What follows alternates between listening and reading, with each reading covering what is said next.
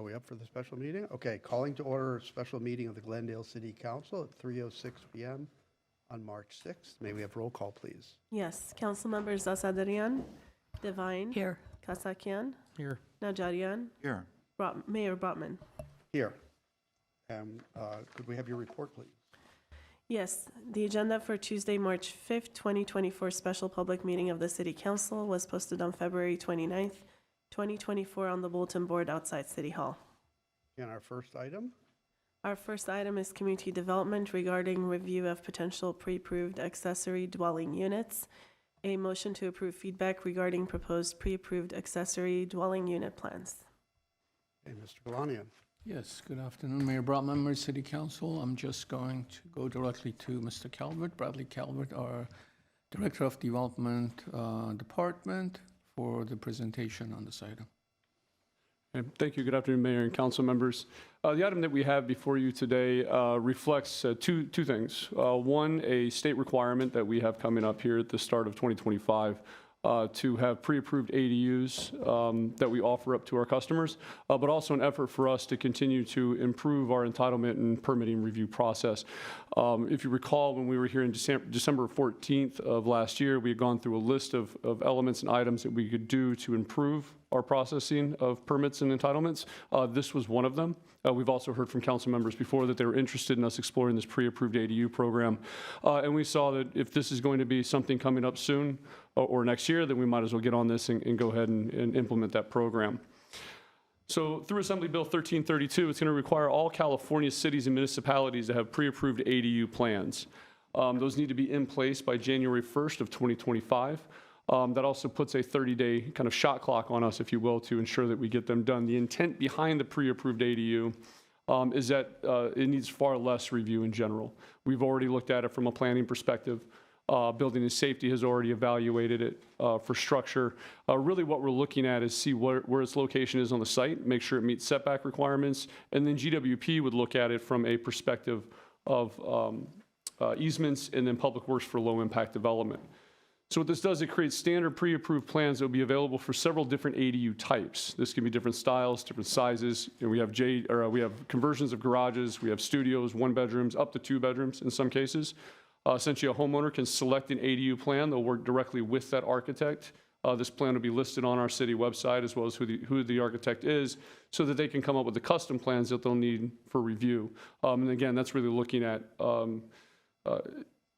specific factors to that site, if you will. So site-specific factors would include setbacks, lot coverage, any foundation requirements.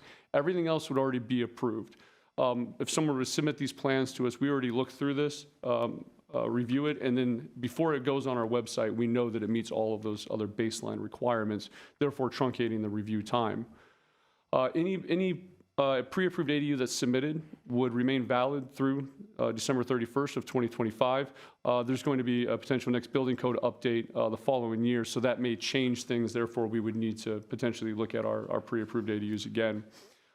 It may not always apply to every location, though. That may be the case. I do want to also emphasize that we have obviously hillside properties. We have historic districts. There are other factors that may come into play where this may not be eligible. But we do see this as an opportunity for easy sites, any of the flat sites that we have in the city, that these plans can be pulled off the shelf and then applied to that site. As stated, Public Works will review for compliance with low impact development, and GWP will still check for easements, but the review from planning will be minimal. The review from Building and Safety would also be minimal. Again, just looking at those specific site elements. What I'd like to do is just run through a couple examples. We gave you a packet along with your council report.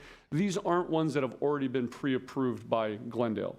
Our building official, our Sargisian, he's also available for any questions, had solicited about 25 architects who were already on a roster with the city of Los Angeles for theirs to see what they'd be interested in submitting to Glendale. We heard a response from about 10, and what you see here is some of those examples. We would still need to take them through our plan check process. That would be the next step.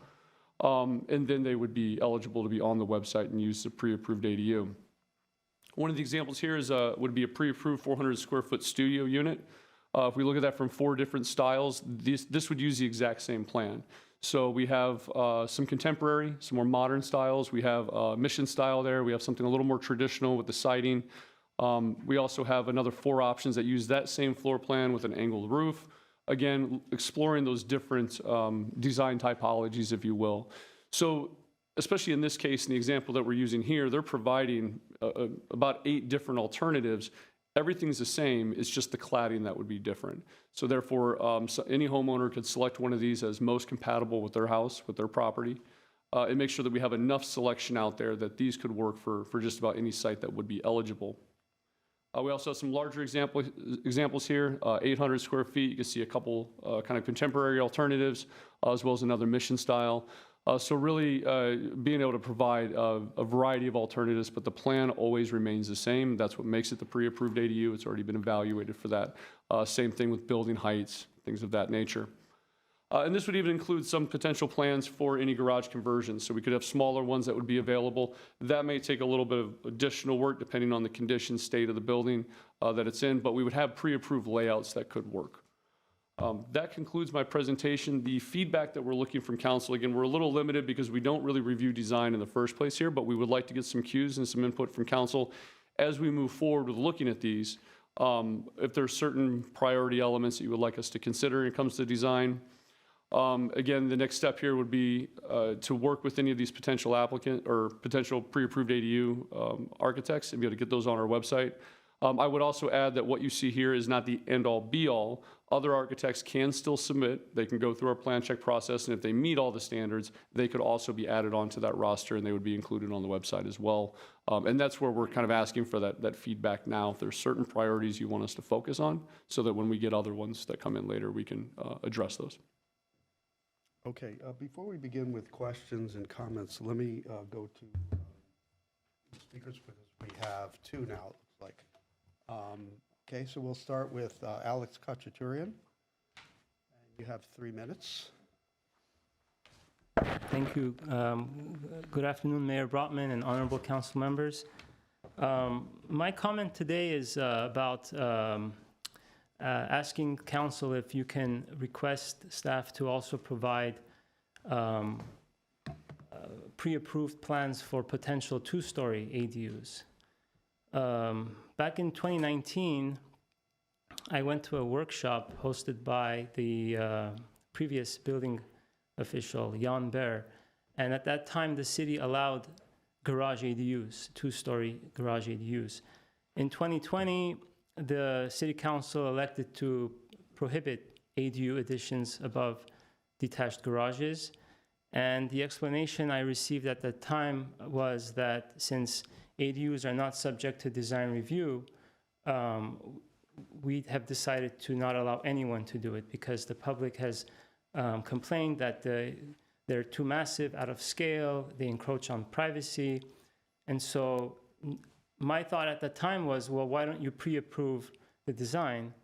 And since under a recent Senate bill, the city amended its ordinance where now you allow 2 stories, provided that the ADU is set back 4 feet from the property line, capped at 800 square feet, and the height is no more than 20 feet, 18 to 20 feet to match the pitch of the primary home, and within a half mile of a major transit stop, there are people who can now build 2-story ADUs. And if it's pre-approved, if the design is pre-approved, then that concern will be alleviated. I also want to request revisiting the prohibition of additions over detached garages.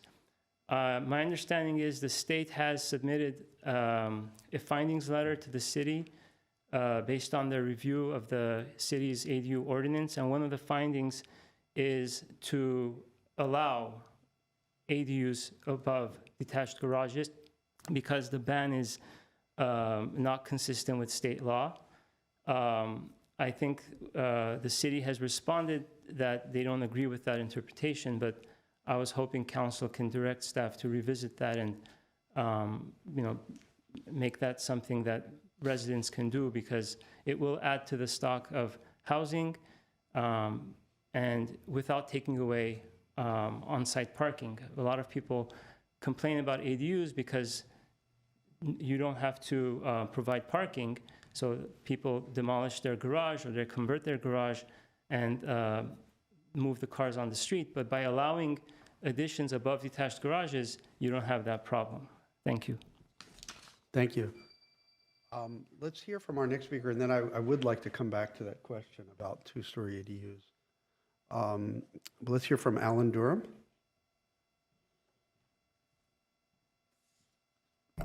Mayor Brotman, members of the council, thank you for letting me speak. I really just have one question. Will the pre-approved plans be accessible in design or conform to ADA standards? Or would that require modifications to the plans, or would there be special plans for accessible units? Thank you. Thank you.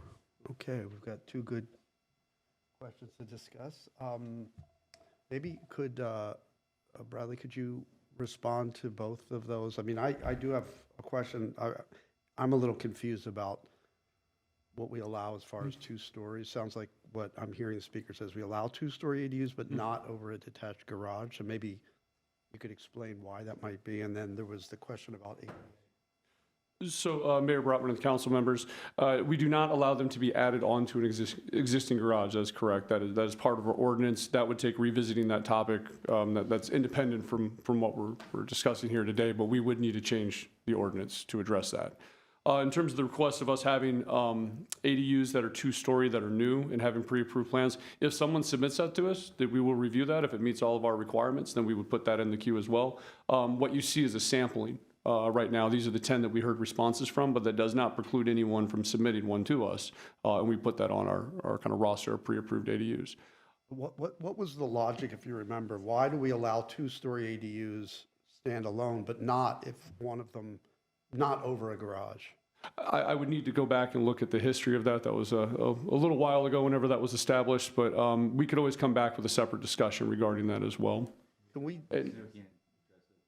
Okay. Good afternoon, Mayor Brotman and City Council members. Yvette Nukian from the City Attorney's Office. The history of that was that existing garages, when you added a whole new story, it was invading the privacy of some of the next door neighbors. And so there were several ones that City Council got wind of and realized that they, perhaps weren't appropriate to that particular neighborhood. So there was nothing in the state law that required us to allow brand new construction ADUs above any detached structure. Now, existing 2-story structures can always be converted into an ADU. So if that structure is already there and existing, whatever it may be, it can be converted. But if it's a brand new new construction, it cannot go on the 2nd-story detached garage. How about if I just wanted to build a 2-story ADU in my backyard, just de novo? I do not believe we allow any new construction 2-story ADUs. So existing accessory structure, that was already 2 stories, or if it was a second unit for whatever reason, that would be allowed, correct? Yes, if To be it's a converted. conversion, if it's already existing as, legally existing as something else, whatever that may be, that can always be converted, but it cannot be a new construction as a 2nd story. But what if if I want to build a 2-story, I just have a big open space behind my house and I want to put up a 2-story, I cannot do that? No, you cannot. However, there are new height limitations that go into effect. We do have to allow certain height, and it depends whether they're attached or detached to the house, if they're in the existing structure or if they're brand new construction. So there's a lot of variables there, but there are new height limitations, but there's no requirement that the city, now the council can change this, of course, if they want, but there's no absolute requirement that we allow someone to build brand new construction above a detached accessory structure.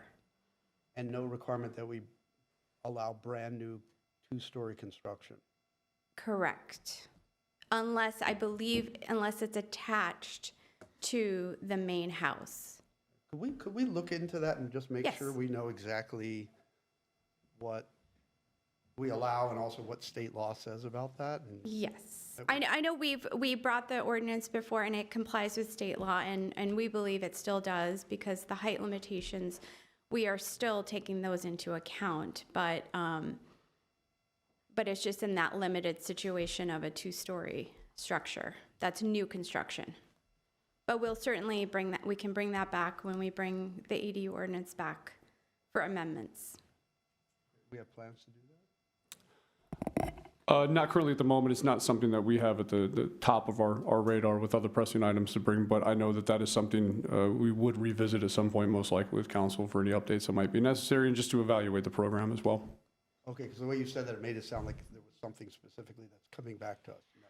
Well, I will tell council that we do need to come back with some amendments to our ADU ordinance because some provisions in state law have changed that we're currently obeying state law. We're abiding by it, but it would be nice if our ordinance matched state law.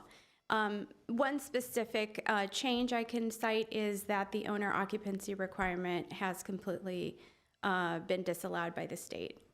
So that's something we definitely need to address in our ordinance so that we can make that consistent with state law. Yeah, one of ADUs are for junior ADUs or both? Not for junior ADUs. Junior ADUs require owner occupancy, but ADUs. Only I was just gonna ADUs. say, one of the problems with these state laws that the legislature seems to change them every year or update them every year, like density bonus, this one. So sometimes our ordinances are just out of not consistent with the state law, so we always follow whichever law is stricter. That's kind of where we're at. So when we do have the opportunity, we'll bring it. But with respect to the particular items you asked for, Mr. Mayor, we can put together a quick written summary of what those provisions are. Okay, and that provide would them be to council. Yes. Yes. Do we have a procedure in place when policies have changed on the state level, it automatically comes to council without us having to request it? I don't know if we have a specific policy. We do try to bring them when we can. If there's something in the queue, for example, since the last time we brought an update to the council on the density bonus statute, for example, or our ordinance, the legislature once again made further amendments. So we're just going to incorporate those into the amendments that we bring back to you. I'm not sure when that is, but the example. So whenever we have something where the state law changes to make it more, less beneficial, I would say, to the city, we have to enforce that particular state law, and then we bring it to you when we're able to. Obviously, with the workload that the state is putting on both CDD and legal, we just have to prioritize and take things in order.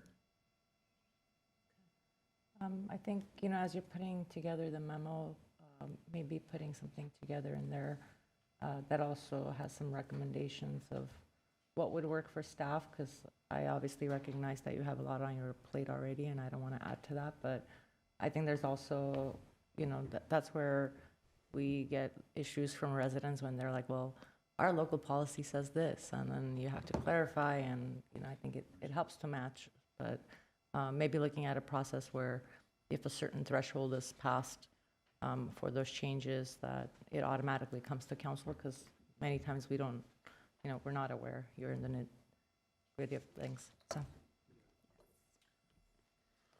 I had a question. Can we find out how many garage to ADU conversions we've had in the city? Because I think there was an interesting point that was brought up about, the impact that has on parking, and it would be interesting for me to know how many parking spaces we've taken off the road. It was something that we spoke about and it was discussed, and I think it still ends up having an impact on neighborhoods. So it should not be difficult information to pull up. And also, some of the other questions have been touched upon, but I think that we do need to bring back some discussion to find out where we can have a streamlined agreement with state law and where we can perhaps stick to our guns as it may be in terms of what we build and where we build it.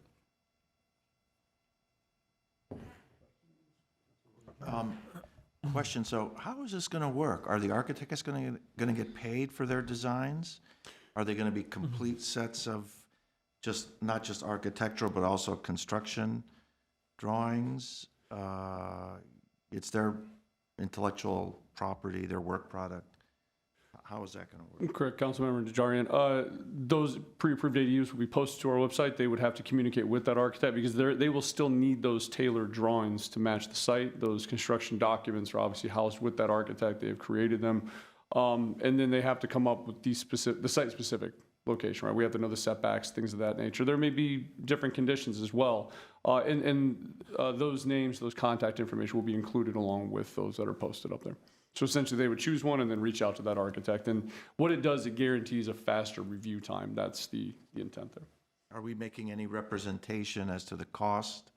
Or we're just saying, go at it, these are approved, it'll get through quicker, call architect, Frank Gehry or whatever? No, we don't have any involvement in the cost. This is just about moving these through quickly, that's all. Well, that was kind of my question. Is this going to save, we know it's going to save the homeowner time, but is it going to save them any money, expense? Because we've pre-designed the... That's ultimately up to the architect. I think you could presume so, but not necessarily. But that's going to be up to them and how they charge their fees. Again, the intent here is to have something that's ready off the shelf that will get through the process quickly. But they can still come in with their own design. Correct. They do not have to use this. It won't be following those same requirements and guidelines of the pre-approved ADU. They can go and still come up with their very own. And there's probably going to be some locations and sites that will want that or actually need it because of topography or whatever that may be.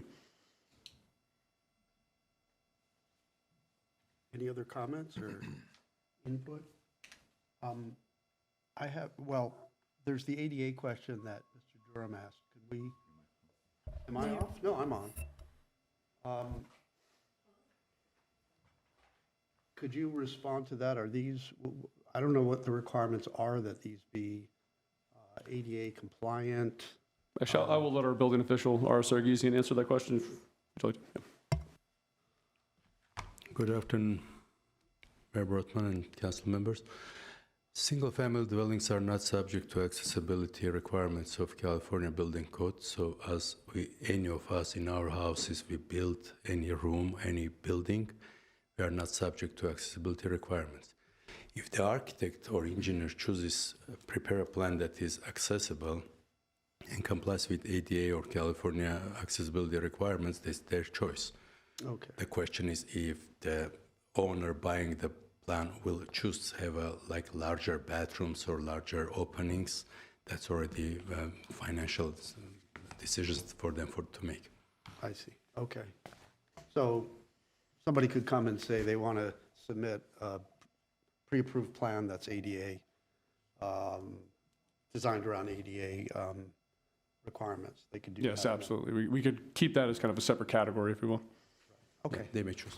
Okay.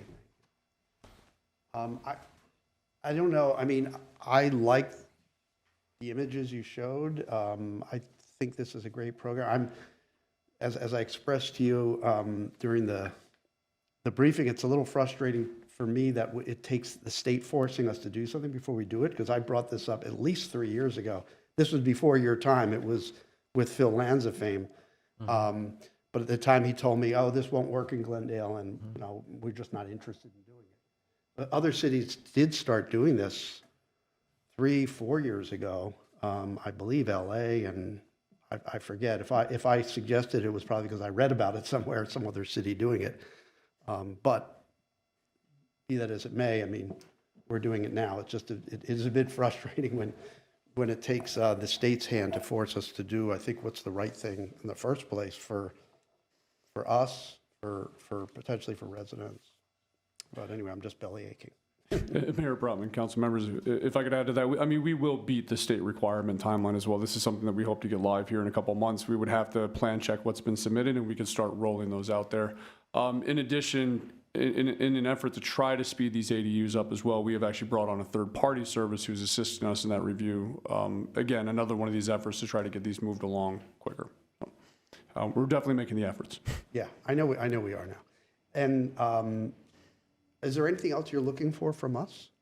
Not really. I think it was just kind of general input. If you liked what you had seen there, if this is the kind, again, these are not our pre-approved yet. We would still need to go through our plan check process. But unless there was something in there specific that maybe didn't interest you or things you would like to see going forward, from what I have heard from council between this and our briefings, it sounds like these designs are kind of in that realm that you would like to see. And we would just like to make sure that anyone who submits for a pre-approved ADU is kind of along those lines, if you will.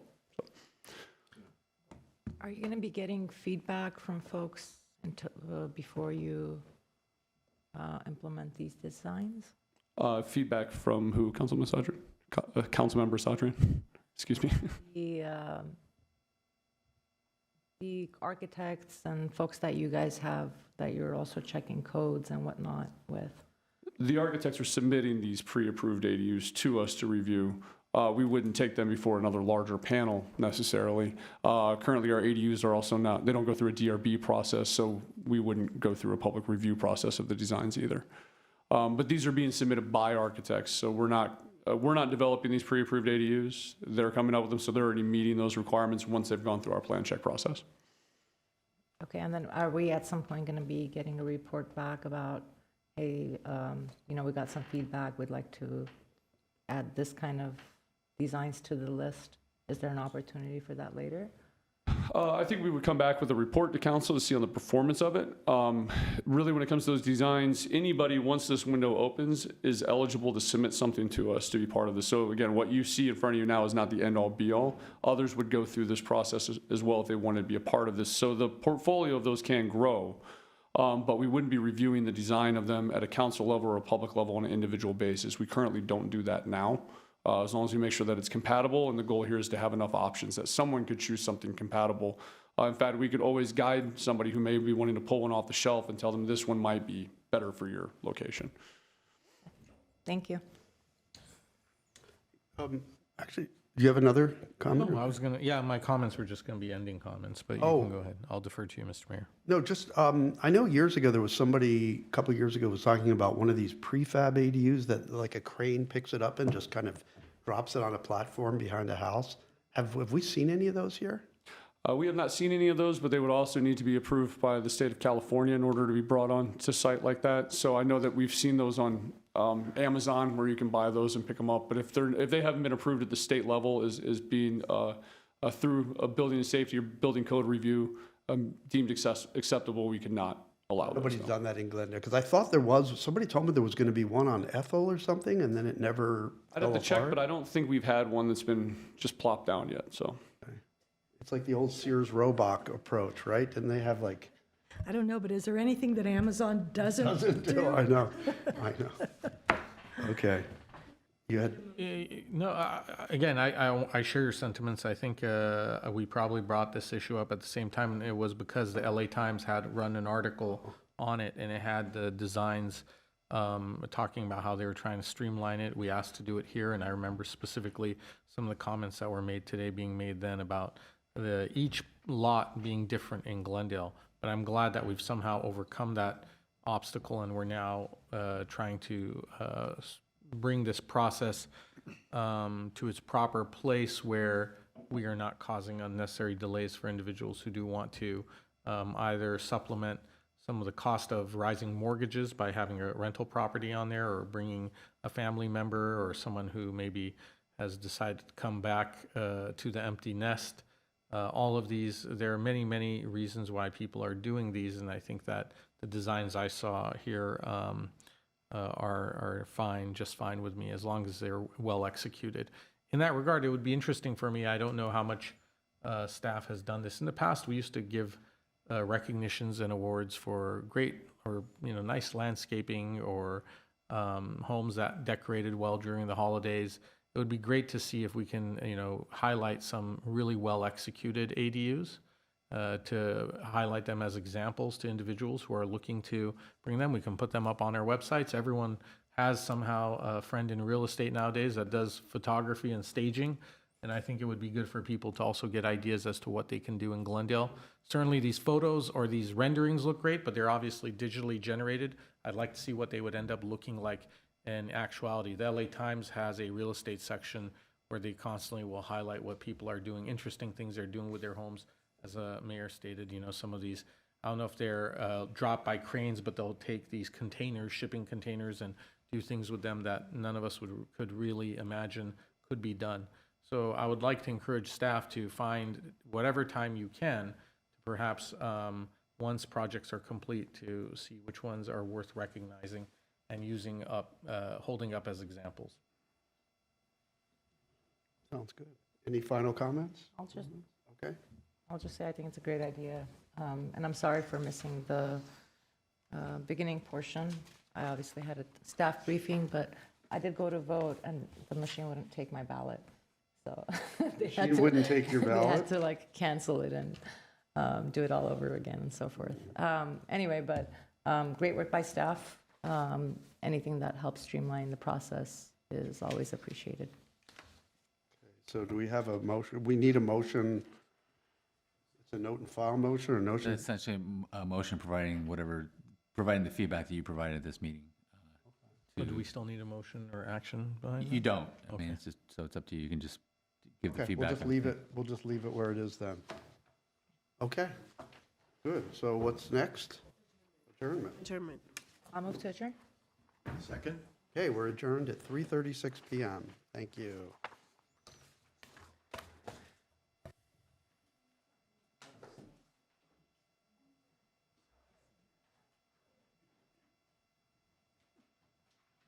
We on for closed session? Okay. Happier on the job. Okay, we'll call the city council meeting to order for closed session at 3:37 PM, March 6th. Roll call, please. Council members Asadrian, Here. Divine, Here. Kasakian, Here. Najarian, Sure. Mayor Brotman. Here. Your report, please. Closed session items. Closed session item A, conference with legal counsel, anticipated litigation, initiation of litigation pursuant to paragraph 4 of subdivision D of Government Code Section 54956.9, one potential case. B, conference with labor negotiators. The city designated negotiator attending the closed session is Mayor Dan Brotman. The unrepresented employee position is city attorney. C, conference with legal counsel pending litigation, SIN versus City of Glendale, LASD case number 21STCV 40273. D, conference with legal counsel pending litigation, claim of Ruan, claim number 23-0227. Thank you. And Mr. City Attorney, do we anticipate reporting out on any of these? We don't anticipate reporting on any of the items. Okay, very good. So with that, we will recess to closed session.